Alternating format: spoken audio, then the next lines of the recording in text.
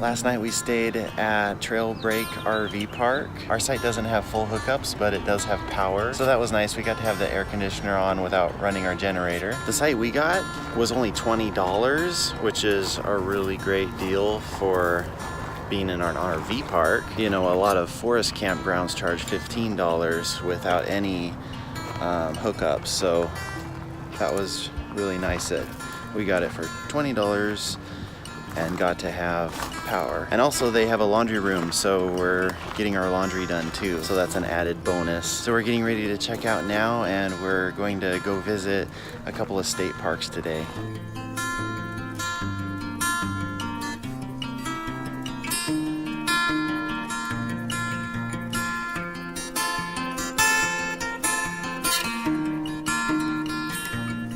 So as we're driving through Glens Ferry, which is the town we're in, you can kind of notice a theme with wagons and wagon wheels, and it all has to do with the location of this place. So the park that we're going to is Three Islands Crossing State Park, and this is where the pioneers had to figure out how to cross the Snake River. It wasn't until the ferry was here that the crossing was made a little bit easier. I'm really interested in the Oregon Trail and the journey the pioneers had to undertake to get to their, promised land, the land that they had so many hopes for, and they undertook such a difficult and often heartbreaking journey to get here. So it'll be fun to see it and to take you guys along.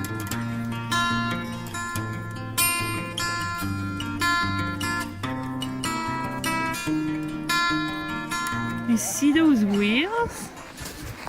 They're bigger than you are. So imagine having all your possessions packed into this wagon, and most of the things that were in it were actually supplies for your trip. So this center has a really cool thing for kids to do. You can see there is a wagon, and then you have a whole bunch of tools and supplies and other things, and the kids can try to load the wagon with the stuff they think they would need on the journey. And it has lots of tires. There's corn, tools, there's a bed.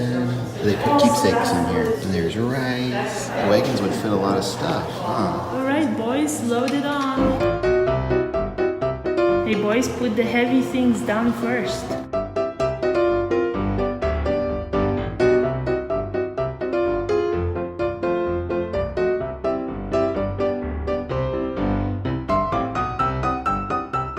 Wow, Sammy, great job.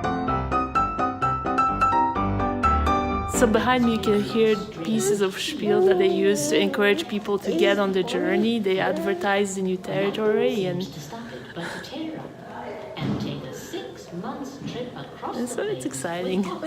It's fun to hear it. This is a really well-made interpretative center. You can learn a lot, and they have things for kids to do, and they have lots of visuals but also some sounds, and it's just really cool.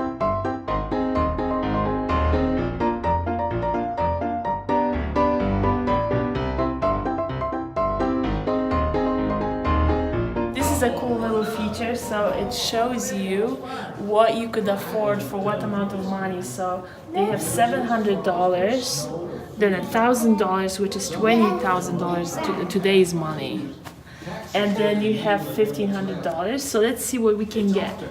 For $700, you could get bare necessities, and you can bring your heavy items. Then if you had $1,000, you could get some extra stuff, extra provisions. See, you get to bring boots and everything. There's more stuff that you can afford to bring. And then ideally, like if you're super rich, you could spend $1,500, and then you could bring some helpers. You might bring a horse to ride on. Boom! Look at that. It opens up a whole bunch of possibilities that you couldn't do before. And here we go. There's some supplies. That goose looks pretty good. Well, that was exciting. That was fresh meat. The pioneers mostly lived on a diet of dry supplies that they brought. So getting any fresh meat or anything else that was fresh was a big luxury.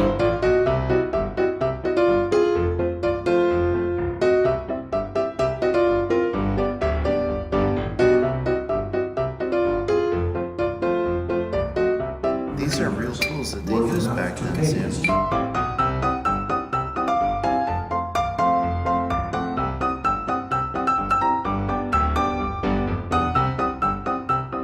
So in the early days of the Oregon Trail, people had to ford the river, and we heard that the Indians that used to live in this area were very familiar with the river, and they would actually help the pioneers find safe spots to cross the river.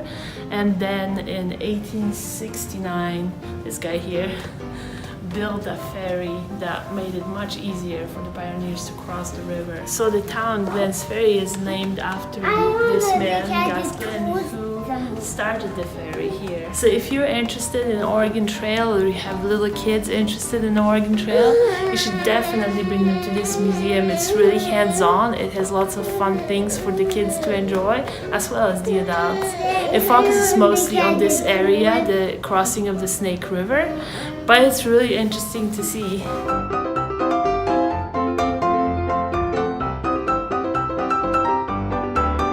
Yep, that's how they camped back then.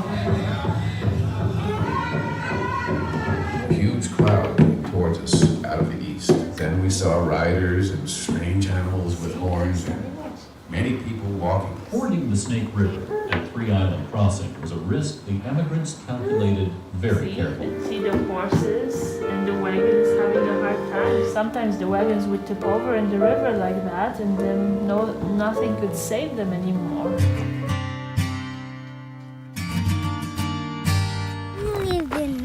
That's an ant nest. An ant nest. Uh-huh. And how did they make that? With their mandibles. Their mandible. What mandible? Their pinchers on their mouth. So just walking here through the heat and just, along towards the crossing, it makes you kind of appreciate what the pioneers went through all those years ago, And, at this point where they were getting over here, they've been at it for 4.5 months though, so they got in shape, walking was easier, but still imagine just you see this harsh landscape day after day, day after day, day after day, and just walk through it. Must have been daunting. At the same time, though, exciting because they were closer to the destination, it probably felt like they could almost feel it. I don't know. It's fun to think about that.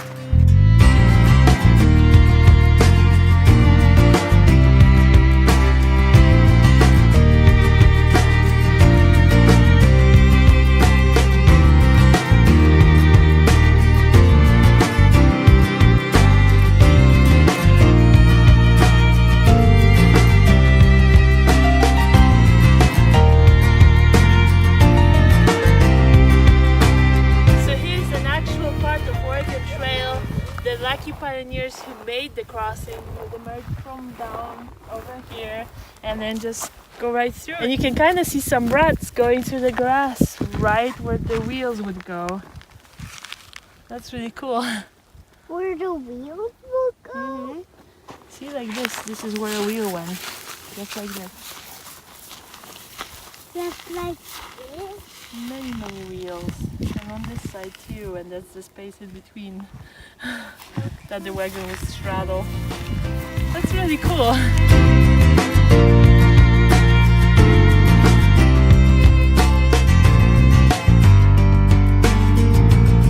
You can imagine just a wagon train coming down the hill here and then crossing the water, the wagons floating or tipping over. Before the ferry was here, they had to cross in the water, and just thinking about it just being here where history was made, This is just one location of the Oregon Trail, but it's fascinating just to be here where that history happened. Yeah, so they do reenactments here once in a while, it seems like.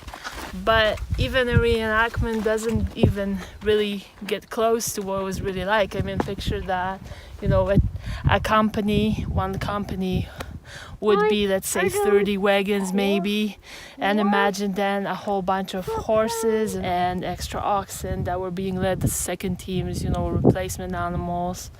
And then you have all those women and a whole bunch of kids everywhere, and they come up to a river, and it would be a scary thing to to cross it. It's like every time you come to a crossing, you're not sure if you're gonna make it, you know, like the wagons would tip in the river and then you lose all your belongings just like that. You know, everybody watches and nobody can do much about it. You made it all the way here, and you know, it was really sad. And then, you know, people would drown, animals would drown, and so it was always nerve-wracking coming to a river crossing. And just imagine how loud this must have been on a crossing day. You know, told that some animals probably wouldn't want to go into the water, and it just, I don't know, it just would have been quite a thing to see.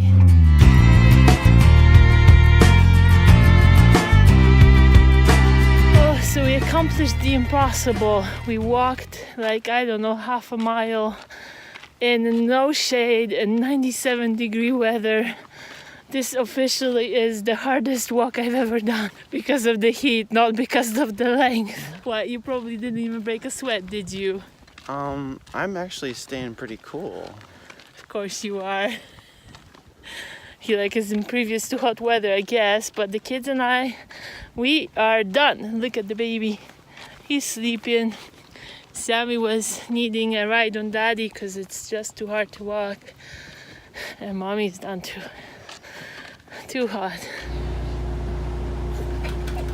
Hi, Daddy. Hi, Sammy. Look, I'm eating the chai bar. Sure are. But make sure to see what you're filming. Hi, Sammy. Hi. Okay, some of you guys who live in this kind of landscape and environment or have been to it might not find it very cool, but some other ones of you who are like me might find this really cool. Check it out. Look at those. They are growing right in the ground, not in a store, not in a pot, but just right in the ground. How cool is that? Can you tell that I have not been raised in the desert? I still find these kinds of things cool. I mean, you know, it's one of the fun things about traveling and exploring different kinds of landscapes that you're not familiar with. You see things like this, you know. Where I grew up in Poland, we did not have this kind of climate or this kind of landscape, and so the only time I saw any cacti was in a store, in a pot. So to be able to see it here in its natural environment, that's really cool to me.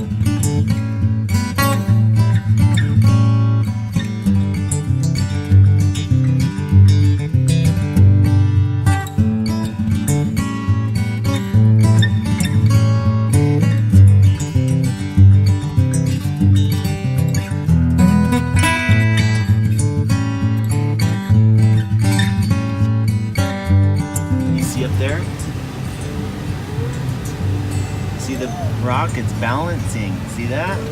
Balancing. Pretty cool, huh?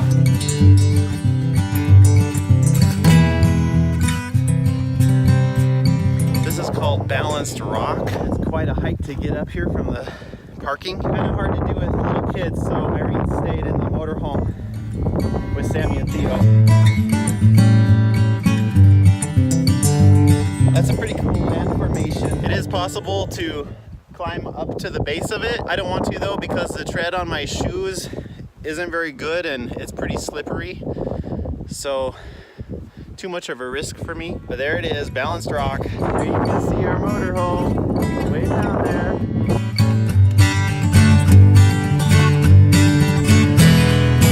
Now I gotta figure out how I got up here. There's not really a trail, it's just kind of a lot of improvisation. Kind of climbing here.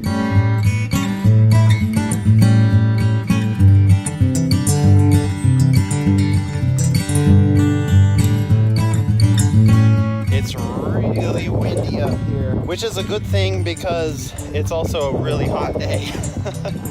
The wind makes it not as hot.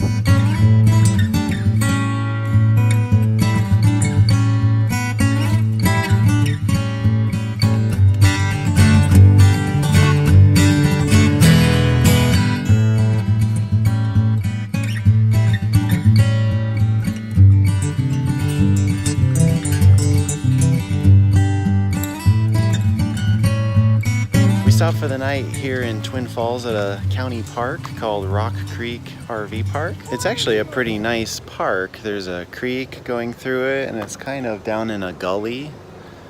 Lots of shady trees, and it's bustling with activity. There's lots of people here, but we managed to find a spot that was empty, and fairly level. There's the creek. It looks more like a river to me. There's our motorhome way down there. See the creek, Sammy? Do you see the creek? Yeah.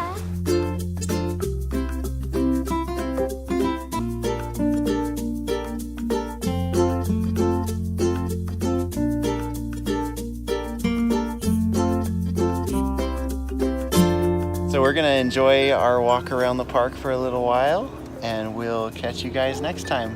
Bye. Bye. Goodbye.